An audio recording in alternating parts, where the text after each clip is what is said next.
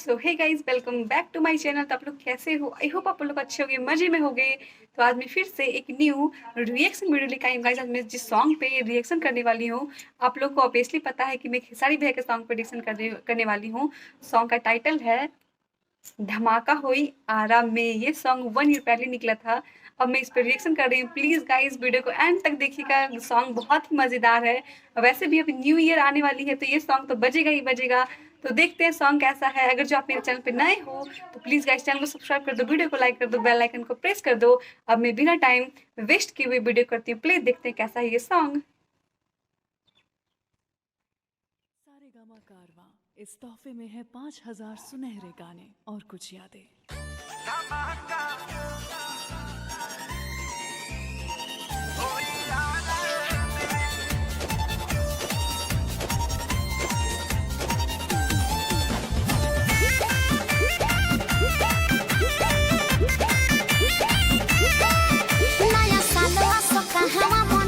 अरे मनी रे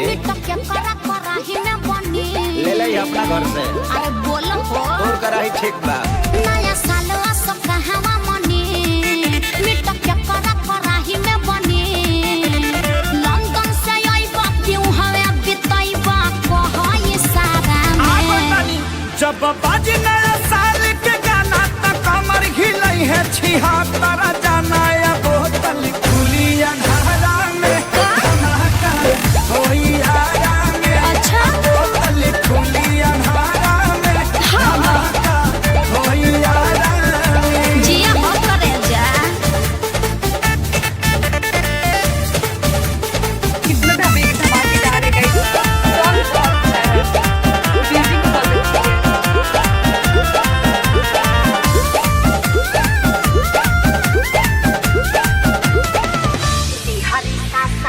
दिहरी सासाराम भभुआ करत इंतजार। अरे बोलियो बा। 21 में बोला का पालानिंग तोहार बा। सबके मुबारक नया साल हो।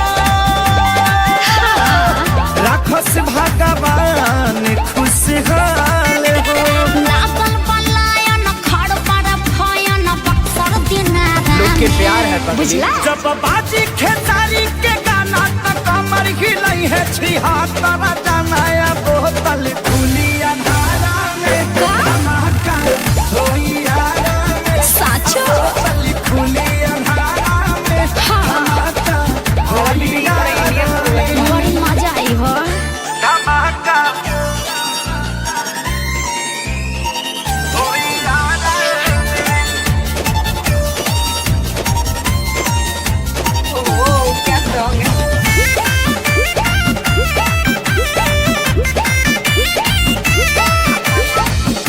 छपरा सिवान होते ओई हो मोतिहारी। करब स्वागत हम हूँ अपना उल्टा चढ़ाई दुआरी। है। सोनू सुधा कर रही है साथ में। ठीक है बा। खाना डिस गाड़ी खुली रात में। कमे चढ़ई हा खुद के बचई हा दिखत बाजारा में। पता बा। जब बाजी खेसारी के गाना त कमर हिलई है छिहत्तर जाना या और कुछ जाने मत करना। धमाका होई आरा में। जिया बोतल खुली अंधारा में। धमाका होई आरा में। अरे आवा ना जल्दी, पूरे यूपी बिहार के तहार इंतजार बा। तो गाइस ये सॉन्ग हो चुकी है खत्म। मुझे ये सॉन्ग बहुत अच्छी लगी गाइस। ये न्यू ईयर के बेस पे सॉन्ग था, ये पिछले ईयर निकला था। मैं थोड़ा सा लेट रिएक्शन की हूँ। मैं सोची न्यू ईयर आ रही है तो मैं इस सॉन्ग पे रिएक्शन करती हूँ। गाइस आपको मेरी रिएक्शन कैसी लगी? अच्छी लगी हो तो मेरे चैनल को सब्सक्राइब कर दीजिएगा, वीडियो को लाइक कर दीजिएगा, बेल आइकन को प्रेस कर दीजिएगा। नेक्स्ट किस सॉन्ग पे आपको रिएक्शन चाहिए प्लीज़ गाइस कमेंट कीजिएगा। अभी मैं नई हूँ तो आप लोग प्लीज़ मेरा थोड़ा सपोर्ट कीजिए। आप लोग के कमेंट से मुझे तो मिलती हूँ गाइस नेक्स्ट वीडियो में। तब तक अपनी फैमिली का अपना ख्याल रखिएगा, मजे में रहिएगा सब। Bye, take care.